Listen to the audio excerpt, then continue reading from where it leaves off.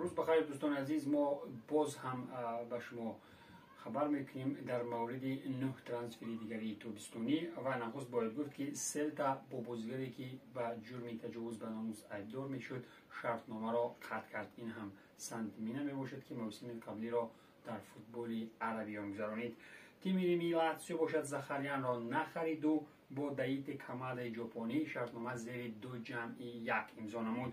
درباره ارسن آنقدر داستان نوشتند که بیشمار، ولی اروپاییان را فریب کردن نمی شود. آنها به قول گلو نیستند. جبرائیل سو شویتزاری باشد از اینتراخت به سیویلیا گذشت. ارزش گزارش 10.3 میلیون یورو می باشد.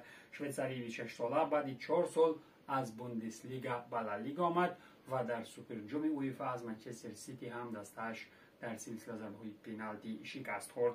گانسالو ویلیاری 25 ساله بر عوض 1.5 میلیون یورو از روما به گرانادا رفت، ولی 15% مبلغ گزارشش به والنسیا می رود، زیرا ماست شرطنامه چنین را طلب می کند.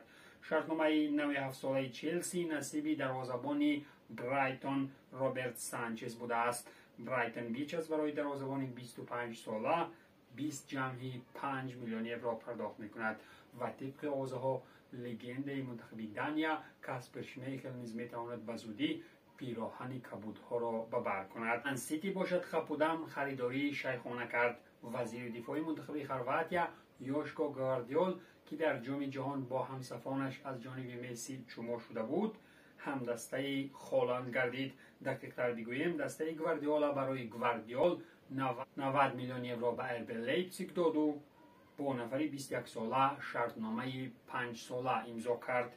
همزمان منچستر یونایتد هم 5 میلیون کمتر از منچستر سیتی به ایتالیا روان کرد و از اتلانتا با ارزش 75.10 میلیون یورو راسموس خیلوند را آورد. در انگلیس باید باشند نفرانی که اقلاً به قدرت یک پای هالند برابری کرده توانند. روژر برزیلی با ارزش 6.2 میلیون یورو از ساسولو به وولفسبورگ پیوست. مهلت شرطنامه نوین تا سال 2027 است. کریستال پالاس هم قرار اگنت ها به برزیلیا فرستاد و از آنجا با ارزش 20.10 میلیون یورو ماتئوس فرانس 19 ساله را آورد. 5 میلیون دیگر برای بازیگر داده می شود اگر او توپی طلایی به دست آورد، چیزی که البته در شب خواب می تواند اتفاق افتد.